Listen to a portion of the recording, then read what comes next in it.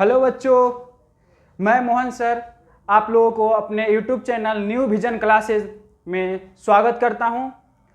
आज का हमारा डिस्कशन है यूरोप में राष्ट्रवाद का उदय एवं विकास। इसका हम प्रीवियस क्लास में आप लोगों को यूरोप के बारे में और राष्ट्रवाद के बारे में बताए थे। आप लोग जानते ही होंगे कि यूरोप एक महाद्वीप है जिसके अंतर्गत बहुत सारा देश आते हैं। जैसे हम एग्जाम्पल के थ्रू हम समझ सकते हैं, एशिया एक महादेश है, महाद्वीप है, जिसके अंतर्गत भारत, पाकिस्तान, बांग्लादेश, चीन, म्यांमार ये सब देश आते हैं। उसी तरह से हमारा जो यूरोप है वो एक महाद्वीप है, महादेश है, जिसके अंतर्गत बहुत सारे देश आते हैं। फ्रांस, जर्मनी, इटली, यूनान, हंगरी, पोलैंड इत्यादि देश आते हैं। तो हमको इस सब्जेक्ट, इस चैप्टर के अंतर्गत जो पढ़ना है कि हर एक देश में कैसे कैसे राष्ट्रवाद का उदय हुआ, राष्ट्रवाद का विकास हुआ, कौन कौन सी क्रांति हुआ जिसके द्वारा वहाँ राष्ट्रवाद की भावना पनपी। और इसमें जब सबसे पहला शब्द आ रहा है राष्ट्रवाद, सबसे पहले हम राष्ट्रवाद को समझते हैं। जैसा कि हम प्रीवियस क्लास में राष्ट्रवाद के बारे में बताए थे कि राष्ट्र मतलब होता है देश, अब वाद मतलब होता है विचार या भावना। इसीलिए राष्ट्रवाद को बोला जाता है, राष्ट्रवाद एक विचारधारा होता है जो अपने देश या राष्ट्र के प्रति लगाव, सोच, भावना या समर्पण को बढ़ावा देती है। उसे हम क्या कहते हैं? राष्ट्रवाद कहते हैं। जैसे अब हम छोटा सा एग्जाम्पल देकर के समझाएं। जैसे भारत का जो तिरंगा झंडा होता है उसके प्रति जो हमारा लगाव होता है, हमारा जो समर्पण होता है, हमारा जो प्यार होता है, हमको राष्ट्रवाद से अवगत करवाता है। राष्ट्रवाद मतलब होता है अपने देश में, देश के प्रति प्यार, भावना और लगाव को राष्ट्रवाद कहते हैं। उसी तरह से जो राष्ट्रवाद का विकास हुआ था यूरोप में हुआ था। पहला जो वहाँ क्रांति हुआ था, राष्ट्रवादी क्रांति जो हुआ था, उसको अमेरिका स्वतंत्रता संग्राम बोला जाता है, जो 1776 ईस्वी को हुआ था। और वो 4 जुलाई 1776 ईस्वी को हुआ था, जिस दिन से हम लोग राष्ट्रवाद की भावना को पनपा था। और जो पूछा जाता है, क्वेश्चन भी पूछा जाता है कि पहला लोकतंत्रात्मक देश कौन स्थापित हुई थी, तो पहला लोकतंत्रात्मक देश हमारा जो है अमेरिका स्थापित हुआ था। क्योंकि पहला राष्ट्रवादी आंदोलन जो कहाँ हुआ था? अमेरिका में हुआ था, संयुक्त राष्ट्र अमेरिका में हुआ था। और ऐसा माना जाता है कि राष्ट्रवाद का शुरुआत फ्रांस की क्रांति 1789 का जो क्रांति हुआ था उससे माना जाता है। 1789 क्रांति 14 जुलाई 1789 को ये क्रांति हुआ था, जिससे हमें राष्ट्रवाद की भावना के बारे में पता चलता है। और इसमें हम क्या क्या पढ़ेंगे? बहुत सारा दार्शनिक आएंगे जो हमको राष्ट्रवाद से अवगत करवाएंगे, राष्ट्रवाद के बारे में बताएंगे। सबसे पहले हमको फ्रांस के बारे में पढ़ना है कि फ्रांस में जो है राष्ट्रवाद का विकास कैसे हुआ, उदय कैसे हुआ, और फ्रांस जो है एक लोकतंत्रात्मक देश बन गया। इसके बारे में हम विस्तार से पढ़ेंगे।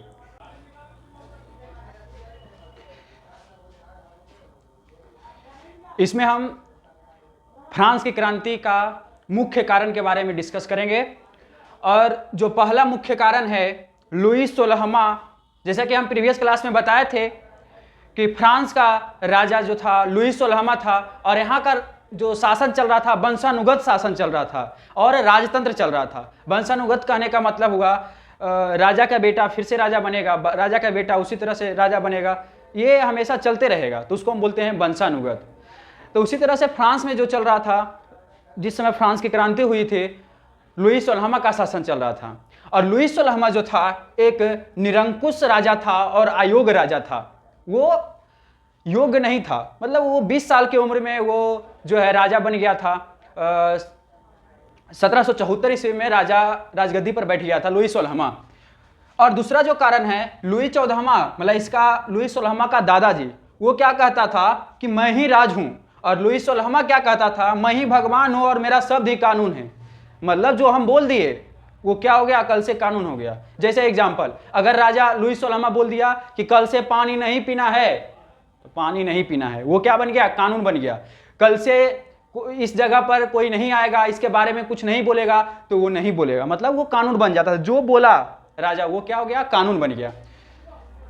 और तीसरा जो सबसे इंपॉर्टेंट कारण है, समाज में वर्ग विभेद। समाज में वर्ग विभेद यानी समाज जो है कई वर्गों में बट गया था। समाज तो जनरली उस समय 3 भाग में बट गया था, 3 स्टेट्स में बट गया था। प्रथम स्टेट, द्वितीयक स्टेट, तृतीयक स्टेट। प्रथम स्टेट में जो हमारे पादरी आते थे, द्वितीयक स्टेट में कुलीन आते थे, और तृतीयक स्टेट में सर्वसाधारण वर्ग आते थे। उस समय जो है सर्वसाधारण वर्ग से एक और नया वर्ग का उदय हुआ था, जिसे हम मध्यम वर्ग से नाम से जानते हैं। मध्यम वर्ग के अंतर्गत वैसा व्यक्ति आते थे जो शिक्षित होते थे, पढ़े लिखे होते थे, बुद्धिजीवी होते थे, वो मध्यम वर्ग के अंतर्गत आए। और फ्रांस का क्रांति का जो है ज्यादातर श्रेय मध्यम वर्ग को ही जाता है, क्योंकि वो पढ़े लिखे होते थे, वो अपना अधिकार, अपना स्वतंत्रता और अपना समानता की मांग करते रहते थे। और जो अगला कारण है, अर्थव्यवस्था की दयनीय स्थिति। उस समय जो राजा जो था, ये लुई 16वां, ये अपने भोग विलास में व्यस्त रहता था। ये जनता का दुख सुख से कोई मतलब नहीं रहता था। जनता क्या हो रहा है, जनता के पास खाना पहुंचा, जनता खा रहा है, जनता मर रहा है, जनता क्या कर रहा है, उससे कोई मतलब नहीं होता था। ये अपने फिजूल खर्ची भोग विलास में व्यस्त रहता था। और इसकी जो पत्नी थी मेरी अंतवानेत, जो ऑस्ट्रिया की राजकुमारी थी। मेरी अंतवानेत कहाँ की राजकुमारी थी, ऑस्ट्रिया का। ध्यान रखिएगा, ये क्वेश्चन पूछा जाता है कि निम्नलिखित में से मेरी अंतवानेत किस देश की राजकुमारी थी, तो ऑस्ट्रिया देश की राजकुमारी थी। ऑस्ट्रिया देश की राजकुमारी जो लुई 16वां की पत्नी हुई, वो फिजूल खर्ची थी। फिजूल खर्ची कहने का मतलब क्या हुआ, बिना बेफालतू खर्च करते रहना। और क्या होता था, इसका एक बहुत बड़ा क्या था, काम करती थी। जब मान लो कोई सभा में बैठे हुए हैं लुई 16वां, और वो आई कि चलिए हम आते हैं, क्या करके, शॉपिंग करके आते हैं, ये करके आते हैं, यहाँ घूम के आते हैं। जिससे क्या होता था, सामाजिक कार्यों में लुई 16वां ध्यान नहीं दे पाता था। और लुई 16वां जैसा कि खुद भोग विलास में व्यस्त रहता था, ये जनता की बात सुनने के बजाय अपने राजा क्या करता था, भोग विलास में व्यस्त रहता था। उसकी पत्नी मेरी अंतवानेत जो फिजूल खर्ची थी। और जो सबसे बड़ा जो घटना हुआ, जिससे कि फ्रांस की क्रांति एकदम अग्रसर हो गया, लड़ने पर उतारू हो गया, वो जो है 175 वर्षों बाद संसदीय संस्था स्टेट्स जनरल की बैठक को बुलाया जाना। मतलब क्या हुआ, जब ये लोग सब फिजूल खर्ची था, तो क्या हुआ, पैसा जो खजाना था लुई 16वां का, वो क्या हो गया, खत्म हो गया। अब खजाना जब खत्म हो गया, तो किसी न किसी तरह से तो पैसा का जो जुगाड़ करेगा ना, नहीं तो फिर पता चला मेरी अंतवानेत जो है रुष्ट हो गई, मेरी अंतवानेत गुस्सा हो गई, तो क्या होगा, शासन ही नहीं चल पाएगा। इसीलिए क्या किया, वो एक आम सभा, जैसे हम लोग गांव में सुनते होंगे कि आम सभा लगा है, मतलब वहां पे सारा जनता इकट्ठा होते थे, और क्या क्या करना है, कैसे कैसे करना है, गांव का शासन कैसे चलना है। जैसे मान लो दशहरा, दुर्गा पूजा होता है, जनरली दुर्गा पूजा में आम सभा लगता है, और गांव में सब लोग, हर एक टोला, हर एक मोहल्ला से आदमी आकर के बैठते हैं, और सब लोग बात करते हैं कि दशहरा पूजा में क्या क्या करें, क्या नहीं करें, उसके बारे में डिस्कस करता है। उसी तरह से जो फ्रांस में संसद मतलब जानते ही होंगे आप, प्रीवियस क्लास में पढ़े, संसद जो हमारे देश का कानून बनाता है, उसे हम क्या बोलते हैं, संसद बोलते हैं। तो संसदीय संस्था स्टेट जनरल की बैठक बुलाया गया, जो सोचो 175 साल बाद बुलाया गया था। मतलब 175 साल तक के जो है वहां पे कोई प्रकार का बैठक नहीं हुआ, 175 साल बाद बुलाया गया। और ये क्या हुआ, इसके बाद जब बैठक बुलाया गया, इसमें क्या हुआ कि टैक्स बढ़ाने की बात किया गया, कर बढ़ाने की बात किया गया, और सबसे ज्यादा टैक्स जो है सर्वसाधारण वर्ग पर थोप दिया गया, जिससे सर्वसाधारण वर्ग के लोग भड़क उठे। और वही के पास जहां पे ये चल रहा था, बैठक चल रहा था स्टेट जनरल में, वहीं कुछ दूरी पर जो है एक टेनिस कोर्ट था। टेनिस कोर्ट मतलब जहां टेनिस खेला जाता है, वहां पर सारे लोग इकट्ठा हो गए और इस एक सभा का गठन कर लिया, अपना संस्था का गठन कर लिया। और इस वीडियो से अगला टॉपिक का डिस्कशन किया जाएगा। और अगर आपको मेरा वीडियो, मेरा क्लास, मेरा कंटेंट अगर अच्छा लग रहा है, तो मेरा जो चैनल है न्यू विजन क्लासेस से पूरा को सब्सक्राइब कर ले और बेल आइकन को प्रेस कर ले, ताकि कोई भी वीडियो का नोटिफिकेशन हो आपके मोबाइल में, आपके यूट्यूब नोटिफिकेशन में चला जाए और जल्द से जल्द वो वीडियो आप देख लें।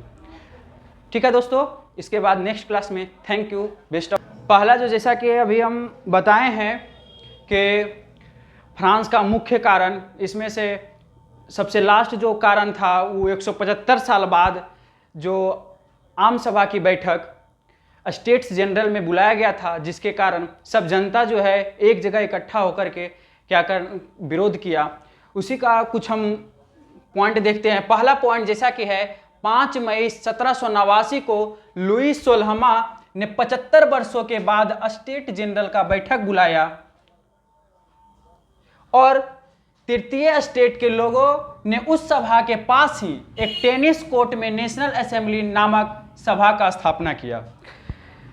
जैसा कि अभी हम बताए हैं कि जो है स्टेट जनरल का बैठक 175 साल बाद कब बुलाया गया था? 5 मई 1789। क्वेश्चन पूछा जाएगा कि लुई 16वां ने फ्रांस में स्टेट्स जनरल का बैठक कब बुलाया गया था? तो 5 मई 1789 को बुलाया गया था। कितना साल बाद बुलाया गया था? 175 साल बाद बुलाया गया था। फिर दूसरा पॉइंट देखते हैं जिसमें तृतीय स्टेट के लोगों ने उस सभा के पास ही निकट एक क्या था?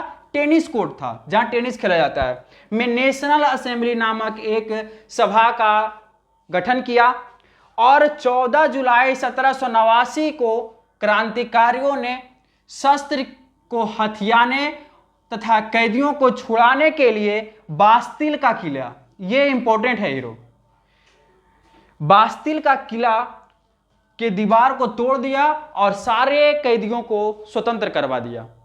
इसीलिए 14 जुलाई को, उस दिन से प्रत्येक वर्ष 14 जुलाई को हम क्या मनाते हैं?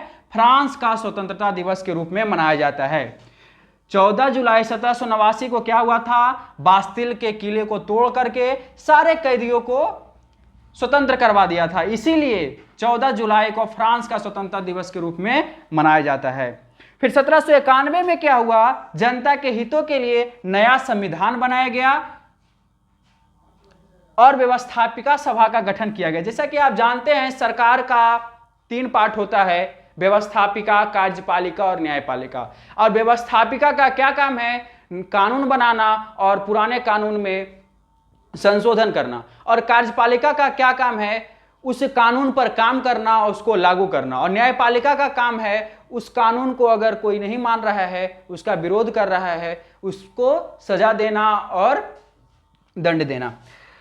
तो 1791 ईस्वी में क्या किया? जनता के हित के लिए नया संविधान बनाने के लिए व्यवस्थापिका सभा को दे दिया गया। फिर ये इंपॉर्टेंट है, 21 जुलाई 1793 को लुई 16वां पर मुकदमा चला करके उसको फांसी की सजा दे दिया गया। क्वेश्चन पूछा जाएगा लुई 16वां को फांसी कब दिया गया?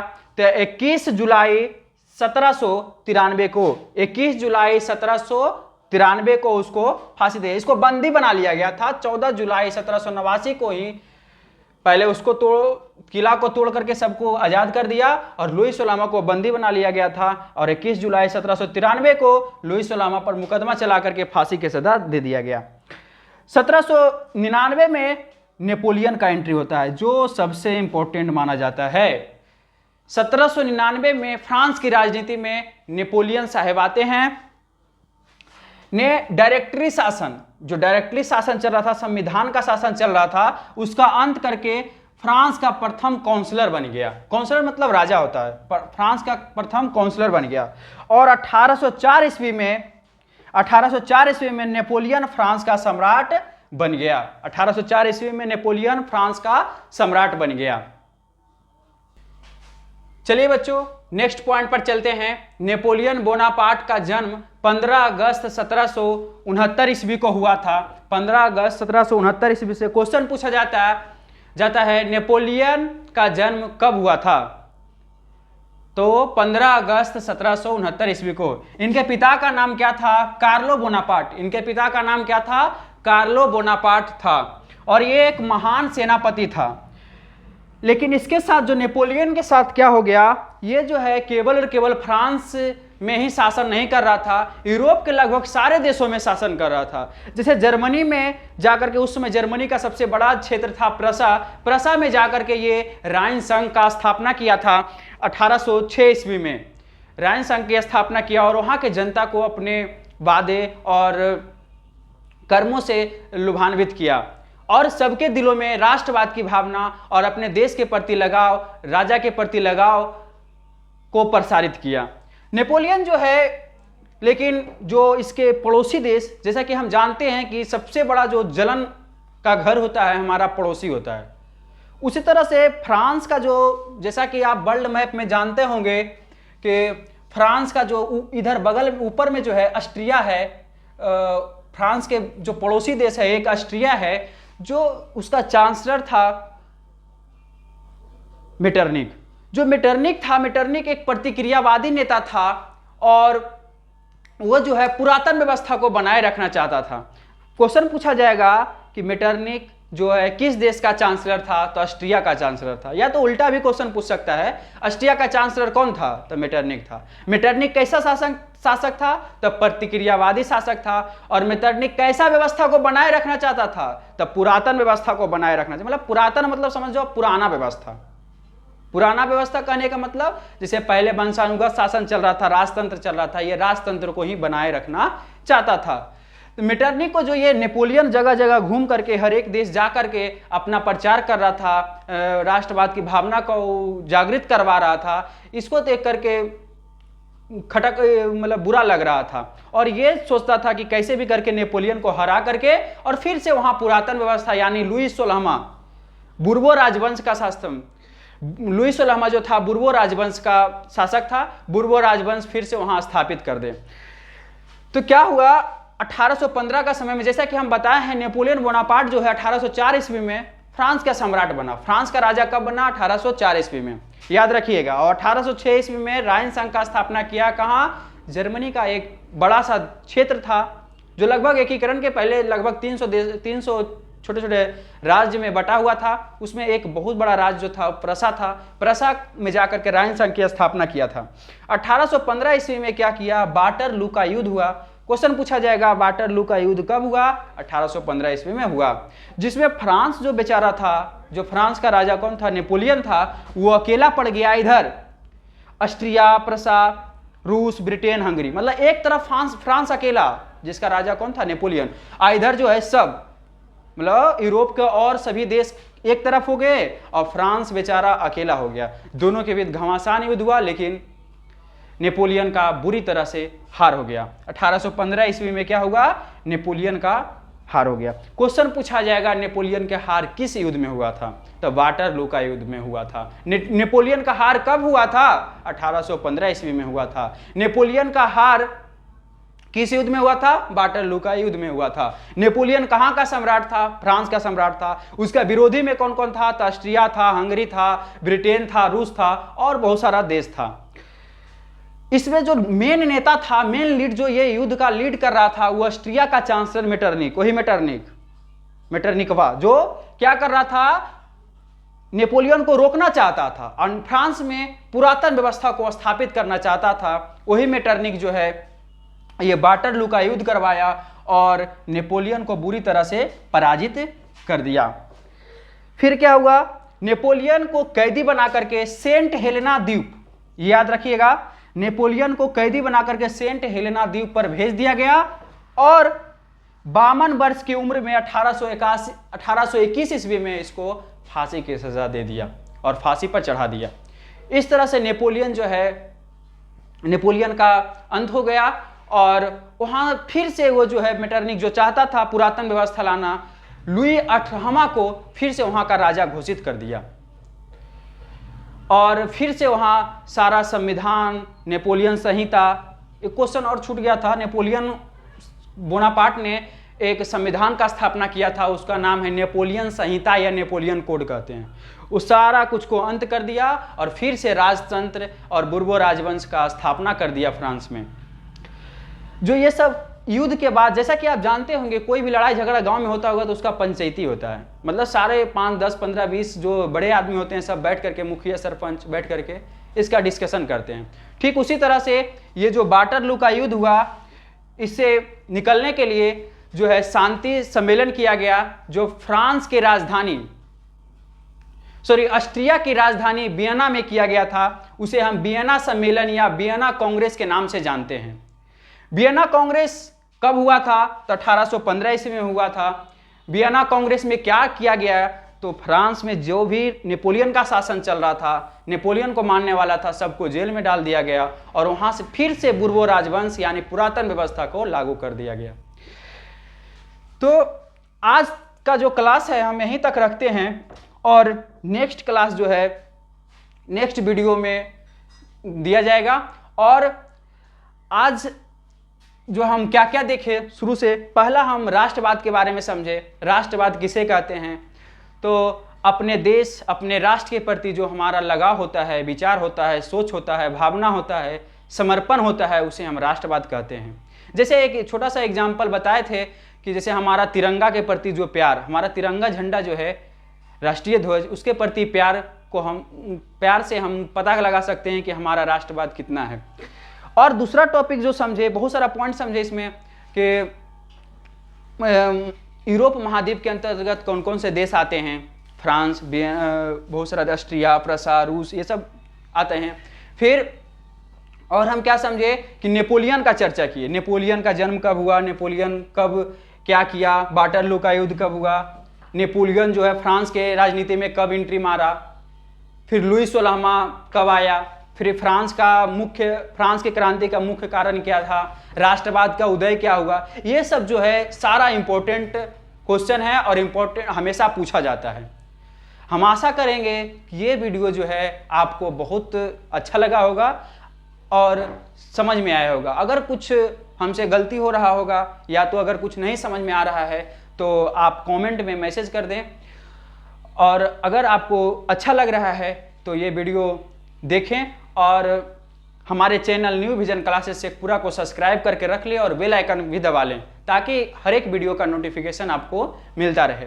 अगर कोई आपके आसपास में कोई भाई बंधु 10वीं बोर्ड 2025 का तैयारी करना चाहता है और बेहतरीन तैयारी करना चाहता है ताकि अधिक से अधिक नंबर लाए और अपना नाम रोशन, अपना परिवार का नाम रोशन करे, इसके लिए मेरा वीडियो का लिंक जो है उसको शेयर कर दें। और इसके बाद नेक्स्ट क्लास में जय हिंद,